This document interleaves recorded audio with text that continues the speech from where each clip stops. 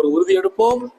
ஒவ்வொரு நாளும் காலையில் சுபுவுக்கு பின்னால 100 தடவை ஸலவாத் ஸல்லல்லாஹு அலா முஹம்மத் ஸல்லல்லாஹு அலைஹி வஸல்லம்.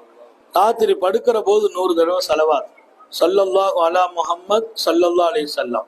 பெண்களுக்கும் சொல்கிறேன், ஒவ்வொரு நாளும் காலையிலே 100 தடவை நபியின் மீது ஸலவாத், மாலையிலே 100 தடவை ஸலவாத் ஓதுங்கள். பரக்கத் என்ன தெரியுமா? வீட்டில் வறுமை வராது, கெட்ட மௌத்து வராது, போற வழியில விபத்தெல்லாம் நடக்காது. இன்னும் ஒரு பக்கம் நாயகம் ஸல்லல்லாஹு அலைஹி வஸல்லம் அவர்கள் நம்மை நேசிக்கும் இடத்திற்கு அல்லாஹ் கொண்டு வந்து விட்டு விடுவார். அதனால இன்னையிலிருந்து கடைபிடிக்கலாமா இன்ஷா அல்லாஹ்?